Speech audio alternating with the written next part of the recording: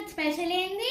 ఈరోజు అన్న క్లైమేట్ చాలా చల్లగా ఉంది కాబట్టి రోజు రైస్ తిని బోర్ కొట్టింది అనేసి ఇదిగోండి వేడి వేడిగా జీడిపప్పు ఉప్మా, అలాగే మన స్టైల్, మన ఇంట్లో చేసుకునే స్టైల్ పల్లి చట్నీ చేశాను.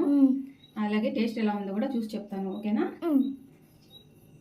టేస్ట్ ఎలా ఉందో చూసి చెప్తాను. నువ్వు ఫస్ట్ తింటావా? ఓకే, మా పాప ఫస్ట్ తింటుందంట. తిను.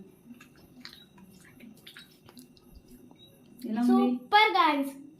సూపర్ ఉందా? నిజం చెప్పాలి. నిజంగా అంటున్నాను.